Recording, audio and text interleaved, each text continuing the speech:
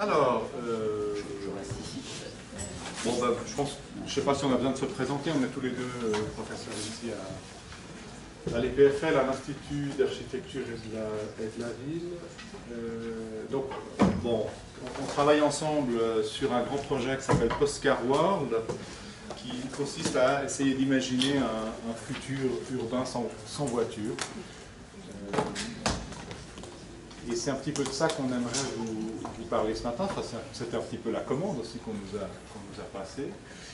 Et alors, moi je vais commencer par un propos introductif sur...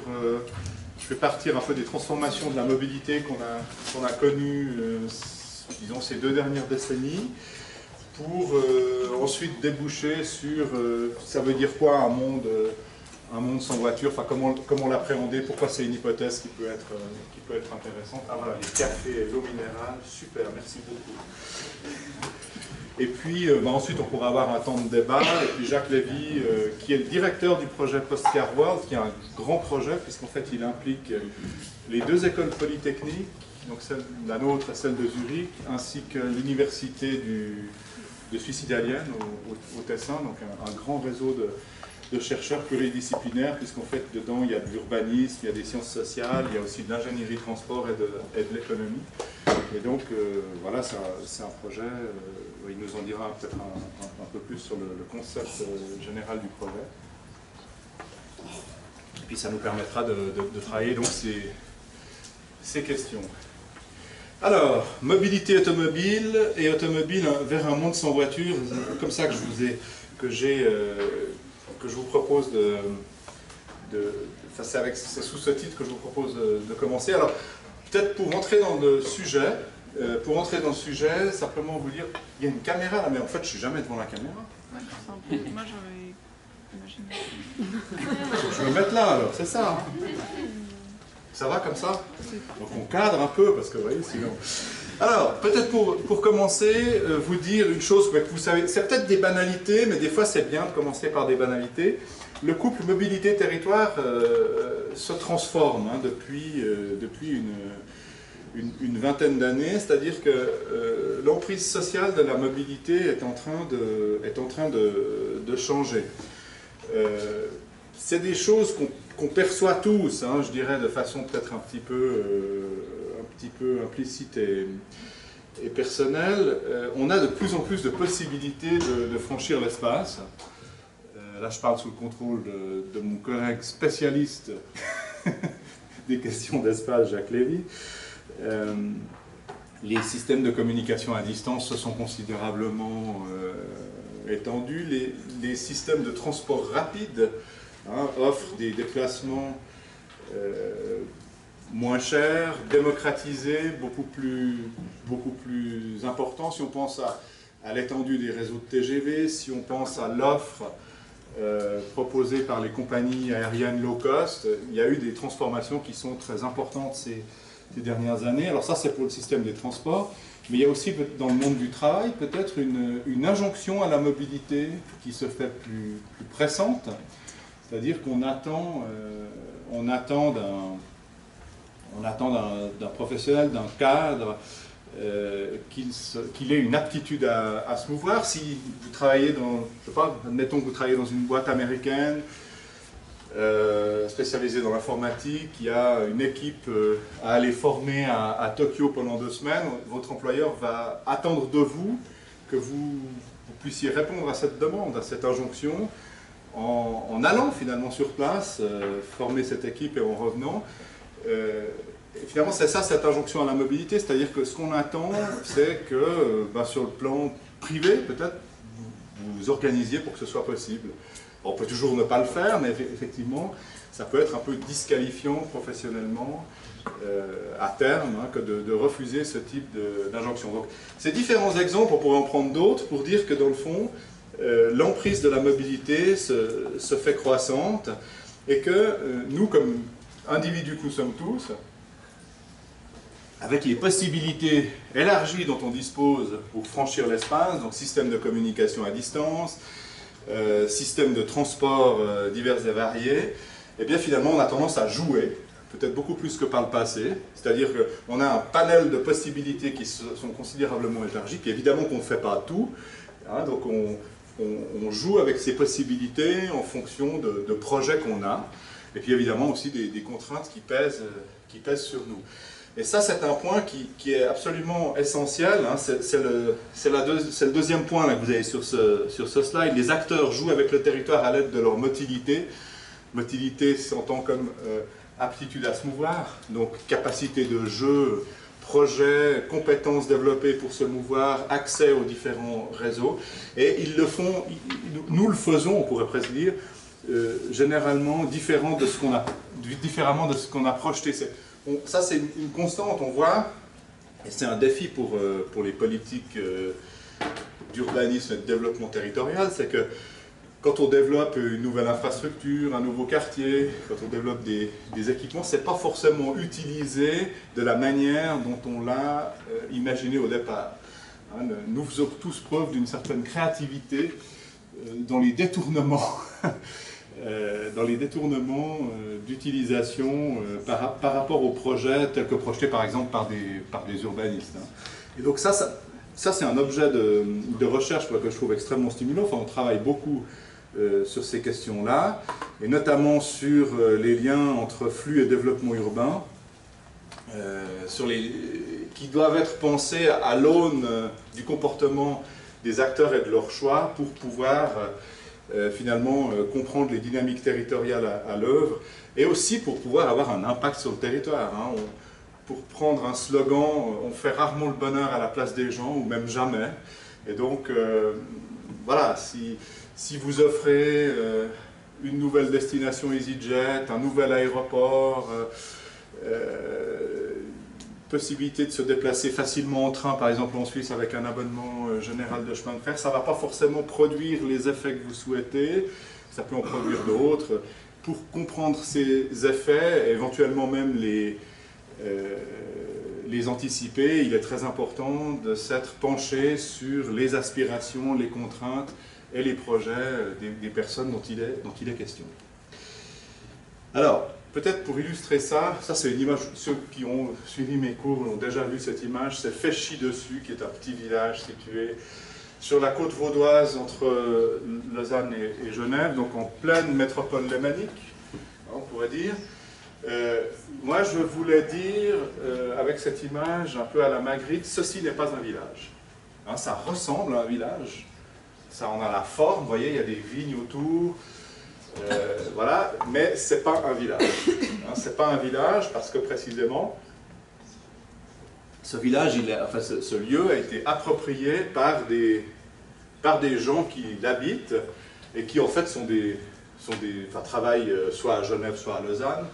Si vous regardez les catégories socio-professionnelles de ces gens, c'est plutôt des cadres sup. Vous avez toute une série d'anciennes maisons villageoises et autres fermes qui ont été rénovées. Donc c'est un peu le loft que le banquier se paye. Ou, voilà, vous voyez, donc il n'y a pas un rapport à l'espace de proximité comme l'aurait un village traditionnel, entre guillemets, hein, où les gens sont attachés au local, où finalement il y a une paroisse, là on voit le clocher d'une église, où il y a une insertion qui se fait dans le lieu. Donc, vous voyez, je vous mets cette image pour vous dire, attention, ce qu'on voit, parce qu'en plus vous êtes dans une discipline où on travaille beaucoup sur l'aspect visuel des choses. Ce qu'on voit, la morphologie, ne nous dit pas tout, et pour comprendre Féchy-Dessus, eh bien, il faut faire un pas en arrière. Ce n'est pas un village, mais pour pouvoir dire que ce n'est pas un village, il faut s'être penché sur les personnes qui habitent ce lieu, leur logique, la manière dont ils se déplacent, où est-ce qu'ils travaillent, dans quels espaces ils s'insèrent. On est dans un espace qui est complètement métropolitain. Peut-être pour synthétiser ces différents points, on pourrait dire qu'on se situe actuellement à un moment passionnant par rapport à l'analyse territoriale en lien avec la mobilité, c'est qu'on assiste depuis une quinzaine d'années à un changement dans les rapports entre ce qui est près et ce qui est loin, entre ce qui se déplace et ce qui demeure, entre ce qui est connecté et ce qui est isolé. Ça, là vous avez une image du film In the Air.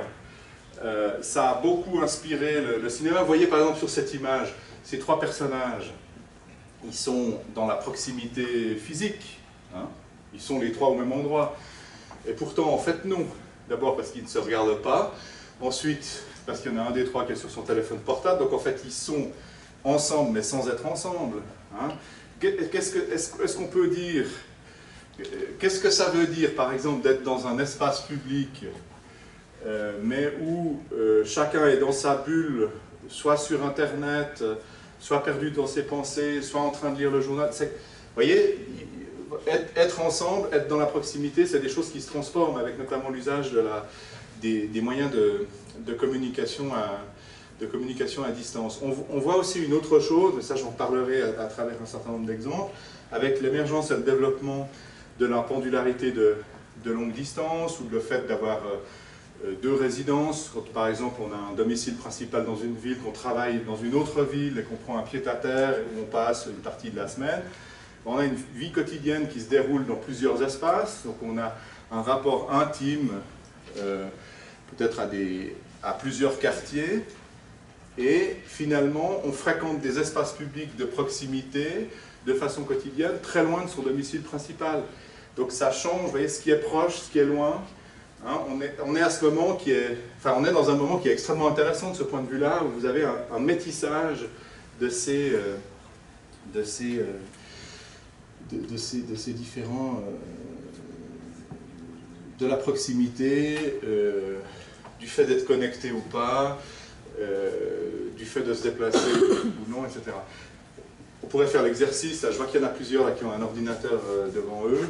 Il y en a combien qui sont soit sur Facebook, soit sur leur email? Bon, vous n'êtes pas complètement là si vous êtes sur Facebook, on est bien d'accord. Pourtant, on est tous co-présents dans la salle. Vous voyez, c'est ce genre de choses hein, qui peut arriver et qui est finalement intéressant, c'est-à-dire que c'est une espèce de proximité démultipliée qui fonctionne d'une certaine manière comme un hypertexte. Et donc, ça, c'est un enjeu, je crois, qui est absolument essentiel pour ces questions mobilité et territoire. Peut-être je voulais vous donner quelques exemples plus généraux. Alors on va commencer par les grands mobiles en Europe, et après on finira sur des choses plus suisses, puisque vous travaillez sur l'ouest lausannois. On a mené une grande recherche sur ce qu'on appelle les grands mobiles. Là vous avez les différents pays sur lesquels cette recherche a porté. Ça a été financé dans le cadre d'un programme de recherche européen. Qu'est-ce que c'est que les grands mobiles? Les grands mobiles, tels que définis dans ce travail, c'est des gens qui soit font plus de 2 heures tous les jours pour aller travailler, soit sont birésidents, c'est-à-dire ont un pied-à-terre dans une autre agglomération que celle où ils ont leur domicile principal parce que leur lieu de travail est éloigné de ce domicile principal, soit c'est des gens qui, pour motif travail, passent plus de 60 nuits par année à l'extérieur de leur domicile. Donc, on pourrait se dire c'est une anecdote, ces gens-là, ils ne doivent pas être très nombreux. Eh bien, en fait, non. Quand vous regardez dans les différents pays sur lesquels on a travaillé la part de la population active qu'ils représentent, vous voyez que c'est la première ligne, hein, grand mobile aujourd'hui. Vous voyez que on a des taux entre 13 et 19% suivant les pays. Donc c'est pas du tout anecdotique.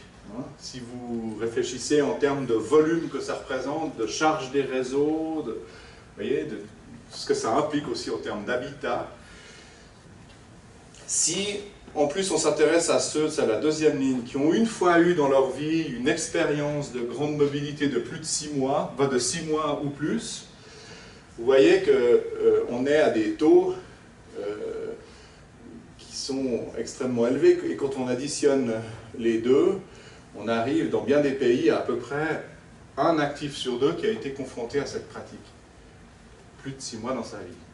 Soit actuellement, soit par le passé. D'ailleurs, si vous n'êtes pas encore entré dans la vie active, mais enfin, vous avez autour de vous des gens qui le sont, je pense que c'est des pratiques qui sont effectivement assez courantes. Donc ça vous illustre le fait que, vous voyez, on a des transformations de la mobilité. Ces phénomènes-là, il y a 40 ans, ils étaient marginaux. Hein, être grand mobile, c'était quelque chose qui se pratiquait très peu. C'est lié au développement des systèmes de communication à distance, qui permettent d'une certaine manière l'ubiquité, qui permettent de travailler à distance, parce que beaucoup de ces gens travaillent en partie à distance. Hein. C'est aussi l'émergence des TGV, des trains à grande vitesse et autres compagnies d'aviation low cost qui permettent finalement de se payer ces pratiques-là sans que ce soit trop onéreux. Hein.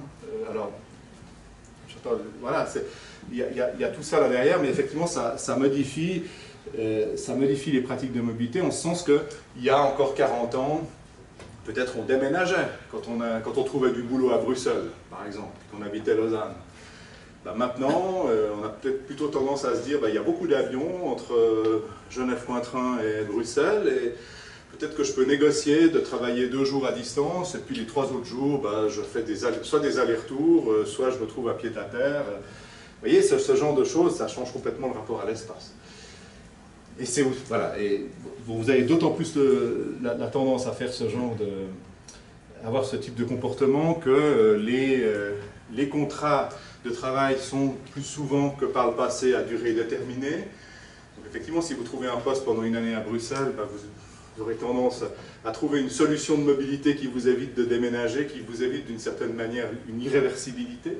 Donc vous essayerez de combiner les choses. Et puis évidemment, c'est aussi lié à la composition des ménages. Hein. C'est-à-dire que quand il y a 2 actifs au sein d'un ménage, et puis qu'un des 2 trouve du boulot à Bruxelles en habitant en Lausanne, puis que son compagnon ou sa compagne, je ne sais pas, travaille au service d'aménagement du territoire du canton de Vaud, là, il faut trouver une solution résidentielle qui convient à tout le monde, et donc c'est aussi ça qui fait le développement des grandes mobilités. Donc ça, c'était une première séquence sur la grande mobilité en Europe. Si on revient maintenant sur la Suisse, je vais juste vous montrer des cartes. Ça, c'est des cartes qui ont été réalisées par Martin Schuller. Ça, c'est juste pour vous montrer l'évolution de la pendularité en Suisse. Ça, c'est la carte de la pendularité en 1970. Donc, la pendularité, c'est le fait de travailler dans une autre commune que celle où on a son domicile principal. Donc, vous voyez que plus les communes sont bleu foncé, plus la part est importante. Et puis, les traits rouges, c'est toutes les origines-destinations pour lesquelles il y a plus de 50 personnes qui le font, d'une commune à l'autre, où ça figure comme un trait. Donc, sur cette carte de 1970, on voit qu'en moyenne suisse, vous avez 31% des actifs qui sont pendulaires en 1970, et puis on voit déjà autour des agglomérations, voilà, des communes qui finalement fonctionnent avec les noyaux d'agglomération. Donc ça, c'est la carte de 1970, et puis je vous ai mis la carte de 2000, hein, avec les mêmes seuils, voilà, pour mesurer un petit peu l'évolution. Donc vous voyez qu'en gros, entre 1970 et 2000, la carte devient bleue. En gros, hein, elle prend pas mal de couleurs. Et puis, les traits rouges, ils prennent passablement d'importance. Vous vous souvenez, on était à 31% de pendulaires en 1970 en moyenne nationale. Là, on est à 57,3%. Vous voyez qu'on est vraiment sur un phénomène qui est assez massif. Si on continue, alors vous savez qu'il n'y a plus de recensement fédéral de la population depuis 2000 en Suisse, mais il y a ce qu'on appelle des relevés structuraux qui permettent de mesurer néanmoins ces évolutions, mais pas à l'échelle communale. Les cartes que je vous ai montrées, c'était des cartes à l'échelle communale, mais au niveau de la tendance plus globale. Alors on peut avoir comme ça l'évolution entre 2000 et 2010. Donc entre 2000 et 2010, on a une augmentation encore de la pendularité intercommunale, puisque en 2010, on est à 66% de la population active qui est pendulaire, contre 57% en 2000. Donc la tendance se poursuit. Bon, il y a bien une fois où elle va s'arrêter, hein, plus à 100%. Forcément, ça va s'arrêter. Ça sera difficile d'aller plus loin. Mais quand même, je pense que c'est intéressant de le relever, parce que quelque part, ça nous dit des choses sur l'évolution du territoire. C'est-à-dire que les différents espaces de la Suisse sont de plus en plus interconnectés, d'autant plus qu'on constate, et ça fait le lien avec ce que je vous présentais juste avant sur les grands mobiles en Europe, on a une forte augmentation de la pendularité de longue distance en Suisse, même si c'est encore très minoritaire. Pour vous donner un chiffre, c'est celui que vous avez sous les yeux, 10% des actifs en 2010 travaillent à plus de 50 km de leur domicile principal. Hein, donc voilà, c'est pas de l'anecdote. Peut-être juste une chose, vous avez peut-être vu sur le tableau précédent que je vous ai montré, la Suisse, vous voyez, il n'y a que 13% de grands mobiles aujourd'hui. Vous pouviez me dire, mais c'est bizarre parce que là, on en a beaucoup dans les chiffres que vous nous montrez. En fait, c'est un effet de seuil. C'est-à-dire que dans un programme de recherche européen, vous devez toujours vous mettre, enfin, on a dû se mettre d'accord sur une définition commune de ce que c'était qu'être grand mobile comme pendulaire. Et donc il y a un seuil qui a été fixé à 2 heures de déplacement pour motif travail par jour, pour aller ou pour revenir du travail.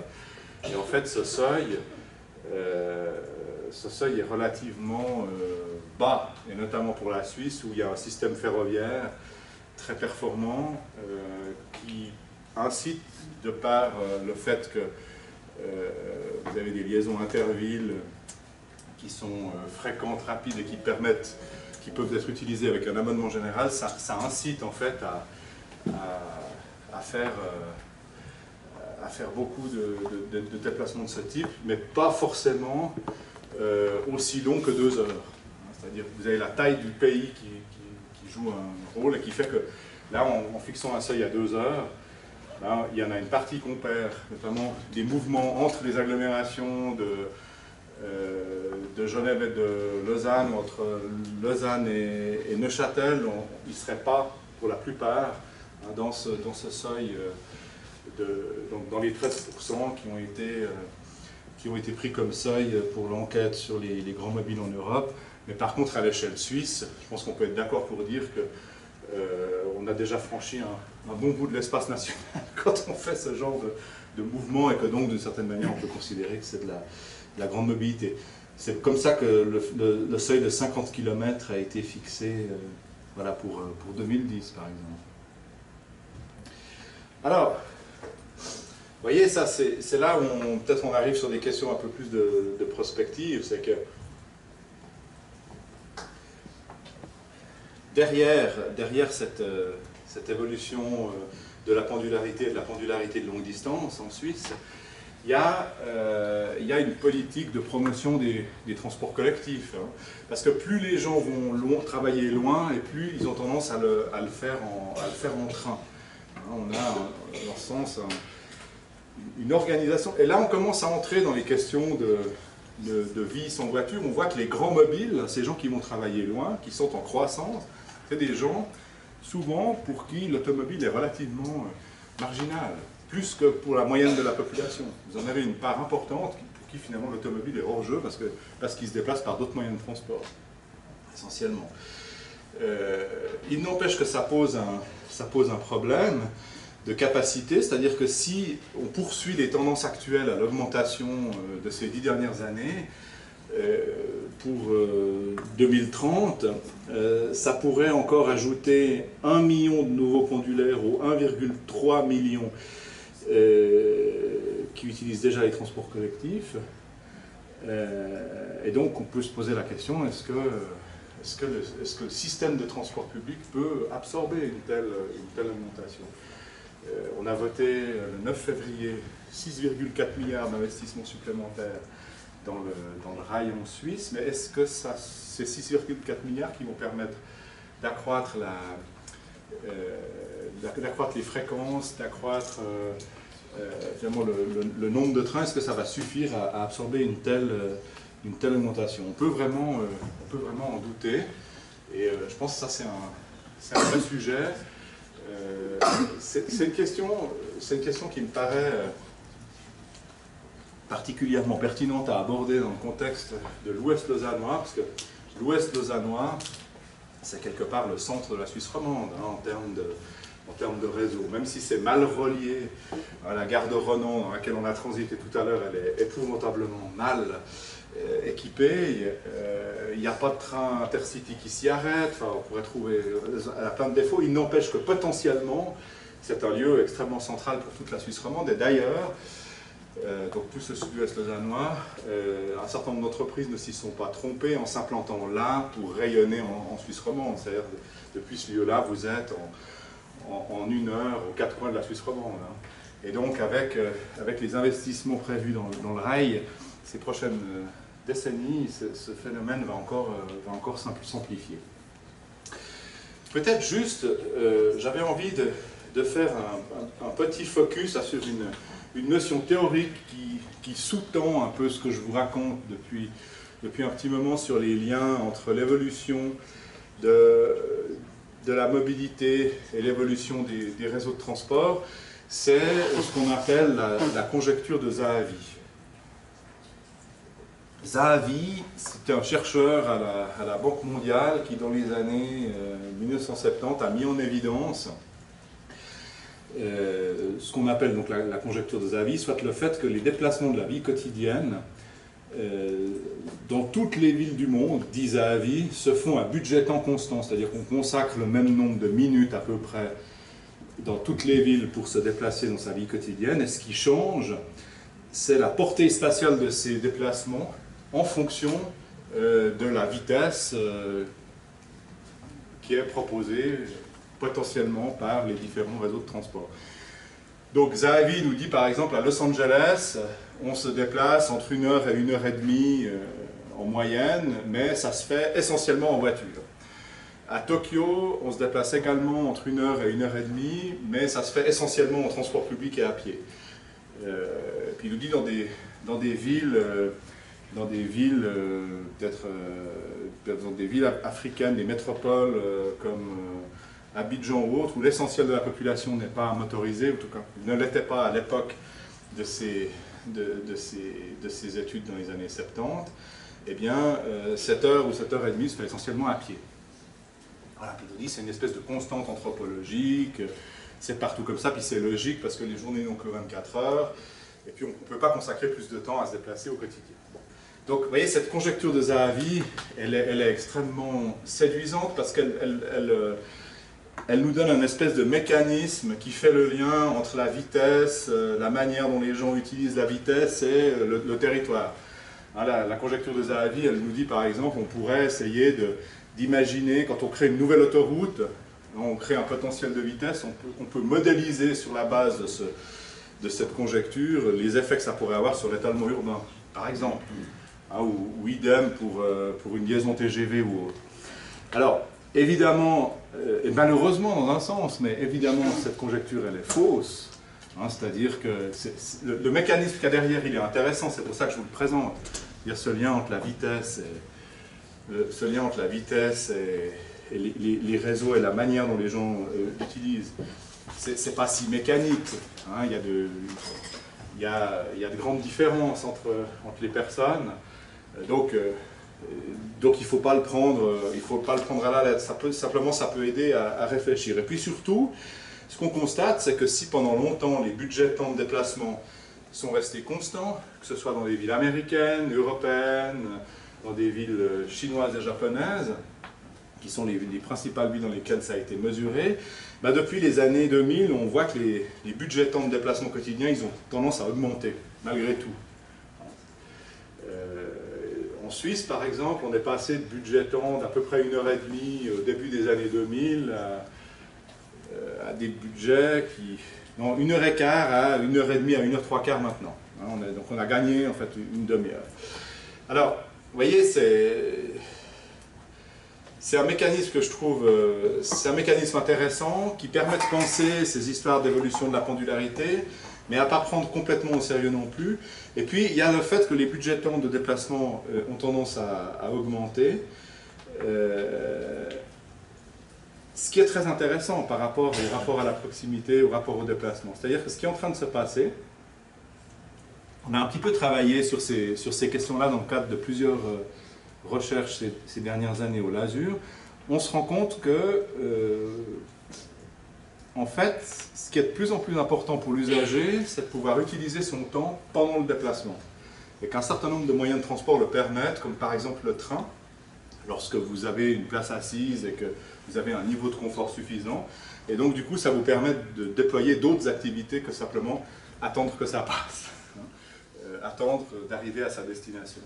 Et donc, c'est notamment lié à ça le fait que les budgets temps de déplacement augmentent. C'est-à-dire qu'on voit que cette augmentation, elle est liée à la croissance des pendulaires de longue distance, par exemple, qui sont des gens qui, si vous faites Genève-Berne tous les jours, c'est évident que vous n'allez pas rien faire dans le train pendant 1h30. Donc, vous avez soit négocié avec votre employeur, vous pouvez commencer à travailler, ou soit vous avez d'autres activités. Et donc, quelque part, pour les personnes qui vivent cette situation, tout le temps de déplacement n'est plus du budget temps de transport, mais il y a un bout de ce temps qui peut être considéré comme du budget temps travail, du budget temps loisir, du budget temps d'attente ou autre. Donc vous voyez, là on retombe sur ces choses, ce que je vous disais, ce que je vous écrivais au début, c'est-à-dire on est à un moment où ce qui demeure et ce qui se déplace se transforme, les proximités se transforment, la manière dont se succèdent les activités dans la vie quotidienne se transforme également. Là, on le voit, c'est-à-dire que voilà, le temps de déplacement, c'est de moins en moins une espèce de parenthèse entre des activités. On fait des activités davantage que par le passé lorsqu'on se déplace. Et c'est de nouveau lié à ces petites choses qu'on a tous dans les poches. Là, je vous ai mis un... Je me suis dit, bon, on est sur l'ouest, vous travaillez sur l'ouest lausannois, je vous la transmettrai, hein, la présentation PowerPoint. Ça, c'était pour vous illustrer un phénomène que je trouve important en lien avec ces questions de vitesse, c'est des cartes, deux cartes qui représentent les traits, les ronds bleus et rouges, c'est des isochrones, donc c'est des temps accessibles en transport public depuis deux communes périurbaines. Là, c'est Moos-Zeedorf, dans la région de Berne. Et puis là-haut, on ne voit juste pas, c'est Bufflan-la-Ville. Donc on s'est intéressé, c'est à peu près à la même distance, la carte est à la même échelle, on s'est intéressé à représenter, finalement, ce qui, depuis Moos-Zeedorf et Bufflan-la-Ville, était accessible en 25 minutes de transport collectif, ça c'est le premier des deux ronds, et en 30 minutes, c'est le deuxième rond. Donc vous voyez qu'à Berne, depuis Moos-Zeedorf, vous arrivez en 30 minutes, vous avez tout le centre-ville de Berne, hein, qui est accessible en transport en commun, pratiquement. On a juste le petit bout de la boucle de l'Arc qui n'est pas dedans, mais disons... Donc ça veut dire en gros l'essentiel, dans la mesure où l'agglomération bernoise, beaucoup d'emplois sont situés, et de commerces sont situés dans le centre-ville, en gros en une demi-heure de transport public, vous avez accès à la ville. C'est très différent, vous voyez, dans la situation de l'Ouest lausannois, puisqu'en fait vous arrivez à la gare de Renan en 30 minutes péniblement. Donc c'est pas tout à fait pareil. Ça, c'était pour vous illustrer le fait que, en fait, il y a des différences contextuelles qui sont quand même très fortes. Au-delà des mécanismes généraux qu'on peut mettre en évidence sur les liens entre la vitesse, le territoire, etc. Dans les deux cas, on a une ligne de chemin de fer. Hein. C'est pas le problème, il y a une gare hein, dans les deux cas. Mais vous voyez que ce à quoi elle donne accès en termes de temps de déplacement est très différent. Et donc ça me paraît être une dimension qui est très importante à l'analyse, c'est-à-dire qu'ici, dans un cas comme ça, en termes de mode de vie, il est possible pour un ménage, par exemple une famille qui voudrait habiter proche des espaces naturels, entre guillemets, dans une maison individuelle, sans être pris dans une dépendance à l'automobile forte, c'est possible de le faire, si vous voulez. Hein, en 30 minutes, vous avez accès à la ville.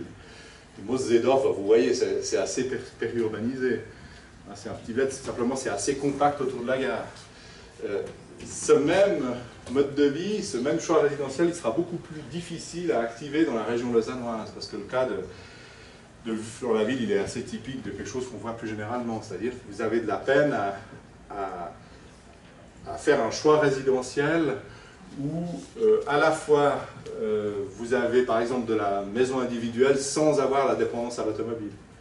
Donc les configurations vous voyez, des accessibilités peuvent être très très différentes, alors même qu'on a l'impression, quand je vous montrais là ces cartes de la Suisse, voilà, on se dit oui, bon, enfin, voilà, on est dans une métropole peut-être, une grande ville qui est en construction, et les accessibilités sont à peu près partout pareilles. En fait, non. On voit à travers ce petit exemple que ce n'est pas forcément le cas. Excusez-moi. Oui. C'est un hasard que vous avez pris un exemple suisse allemand et un exemple suisse roman? Non, c'est-à-dire c'est issu d'une recherche qui nous avait été financée dans le cadre d'un programme national de recherche où on comparait l'agglomération bernoise à l'agglomération lausannoise. Alors non, c'est pas un hasard parce qu'en fait ces situations favorables au transport collectif, on les trouve beaucoup plus dans les agglomérations alémaniques. Mais en même temps, on pourrait trouver des cas en Suisse romande, je pense notamment dans la région neuchâteloise, où on a ce type de choses aussi, donc c'est pas mécanique non plus. Et puis on trouverait à l'inverse des cas en Suisse alémanique qui se rapprochent plus de la situation lausannoise qu'on avait écrite. Peut-être juste pour continuer, donc, vous voyez, mon message c'est de dire la mobilité se transforme et la vitesse y est vraiment pour quelque chose, la vitesse des transports et la démocratisation de cette vitesse. Là, je voulais vous présenter un autre exemple qui est une chose sur laquelle on a travaillé l'année dernière, c'est le projet, un projet d'amélioration du S-Bahn zurichois qui s'appelle le projet 2G. Donc, le projet 2G, je ne sais pas s'il y a des... On arrive à écrire, à dessiner. Non, il n'y a rien. Bon. Je vais vous l'expliquer. Non, c'est pas forcément nécessaire. Le projet 2G, donc le réseau de S-Bahn zurichois, il est exploité en étoile depuis la gare centrale de Zurich. Vous avez des lignes qui traversent l'agglomération et qui passent par la gare centrale de Zurich.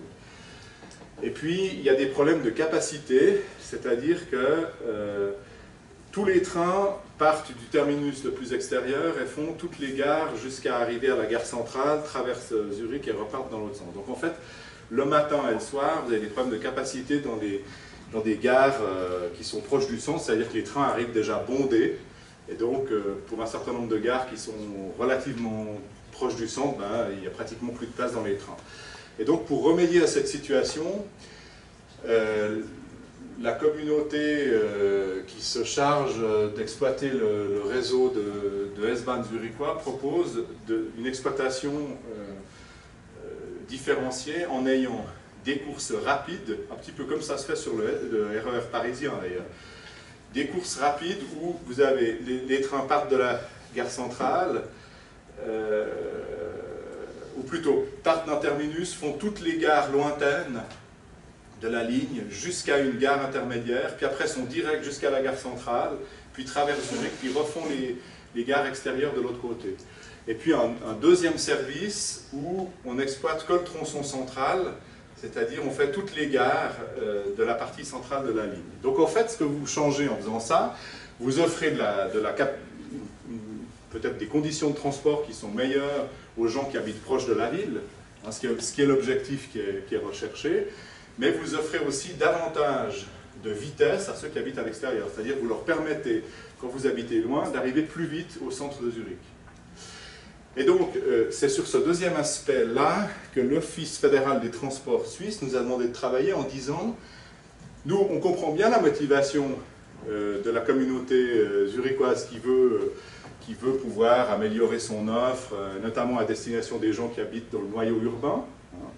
Mais on a la forte présomption qu'en améliorant la vitesse des localités les plus extérieures, on va engendrer un accroissement de l'étalement urbain.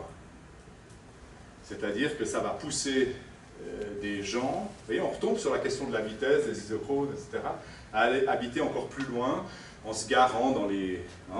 voilà, en allant par exemple habiter en Argovie, puis en se garant dans les dernières gares du S-Bahn zurichois, et puis en prenant des trains qui sont quand même relativement directs, qui permettent d'aller vite à Zurich.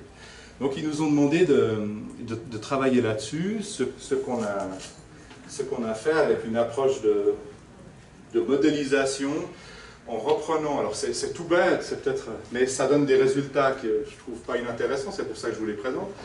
On a pris les évolutions passées de la vitesse du S-Bahn, des trains dans la région zurichoise et de la croissance urbaine, et on a fait systématiquement le lien dans le temps depuis les années 70, et puis on a modélisé les améliorations de vitesse prévues à l'horizon 2030 par le nouveau réseau pour en déduire finalement les impacts que ça pouvait avoir sur la croissance de l'urbanisation.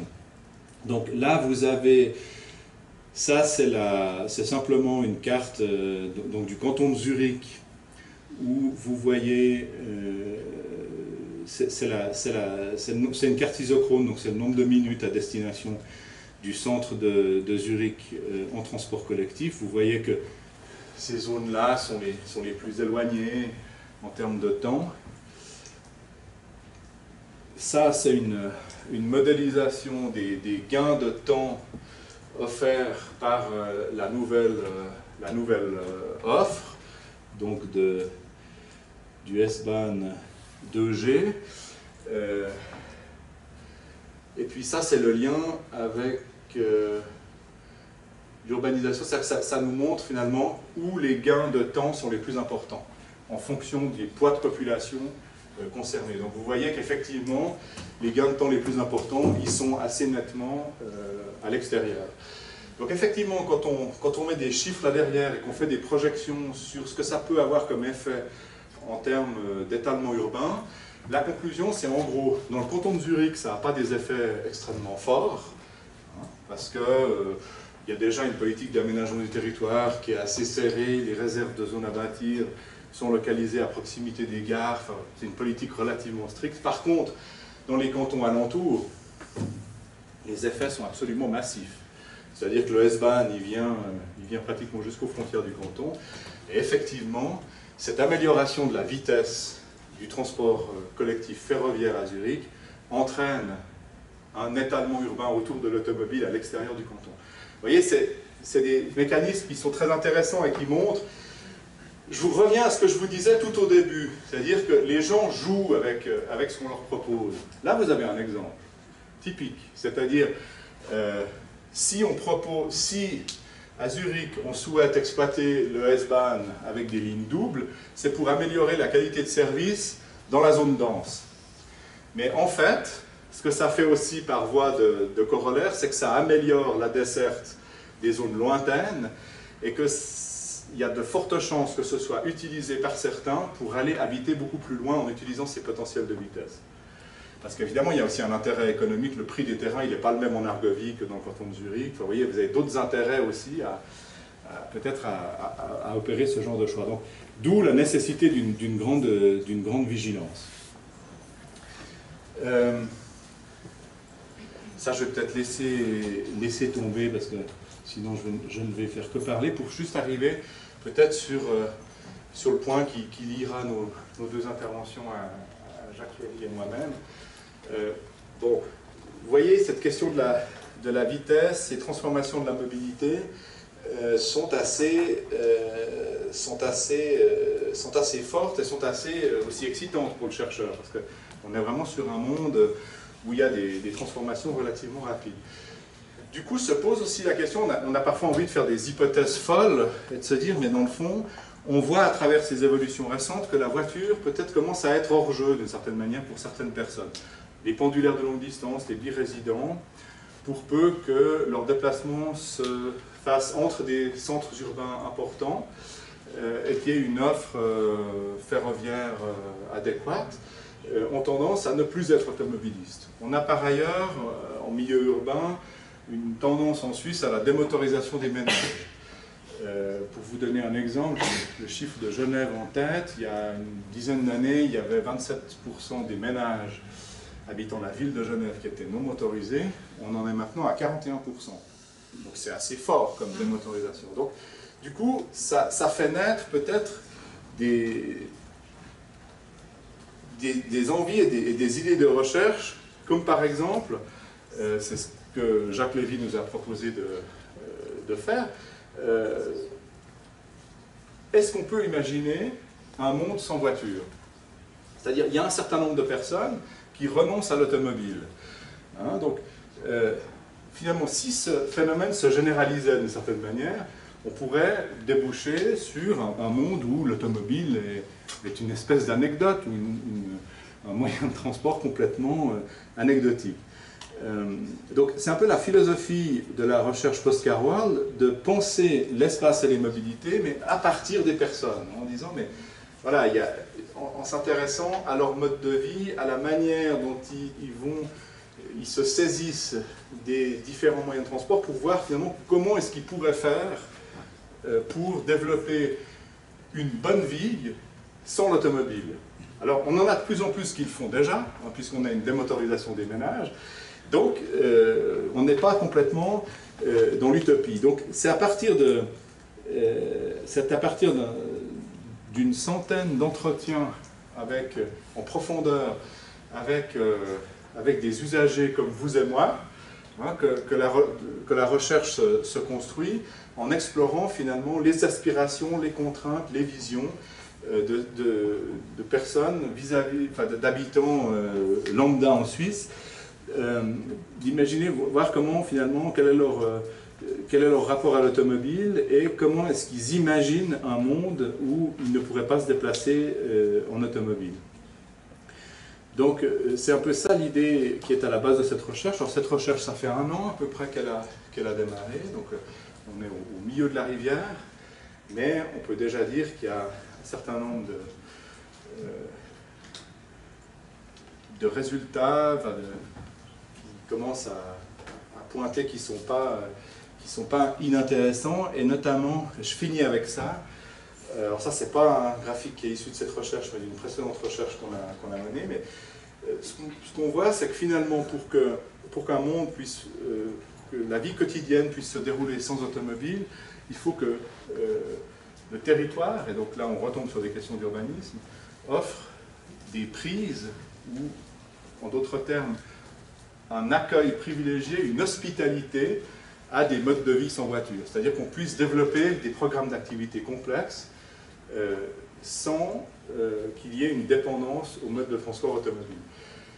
Là, ça c'est une recherche qu'on avait faite il y a 3 ans.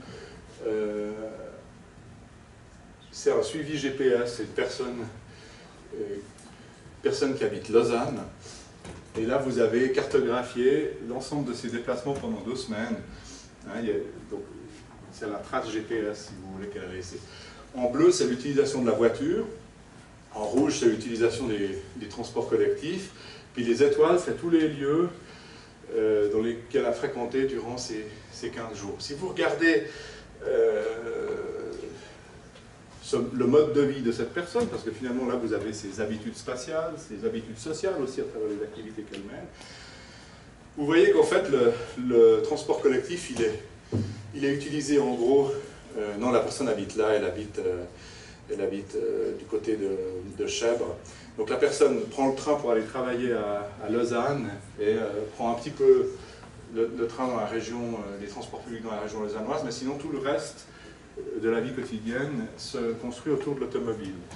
Et donc les différentes destinations que vous avez là sont des destinations qui sont facilement accessibles en automobile. Donc pour cette personne-là, passer à l'utilisation, si on lui supprime l'automobile, passer à l'utilisation d'autres moyens de transport, ça va vouloir dire de repenser un certain nombre de ces destinations.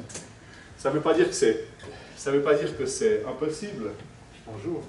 Ça ne veut pas dire que c'est impossible. Simplement, ça va avoir un coût. Et ça suppose que le territoire propose des alternatives. Hein, si là, je ne sais pas, c'est le cours de tennis le mardi après-midi, ça suppose peut-être qu'on arrive à proximité d'une station, c'est des choses très triviales, hein, d'une station de métro ou de bus à avoir le même type d'activité ailleurs. Donc ça veut dire que le territoire est apprêté pour ça. Hein.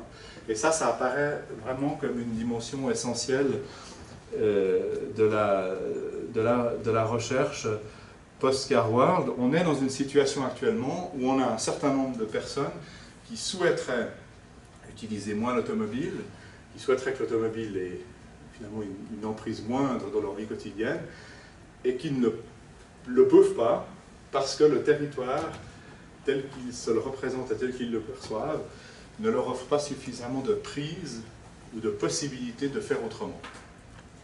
Voilà, je m'arrête là. C'est dommage. Non mais c'est enregistré, je crois. Voilà.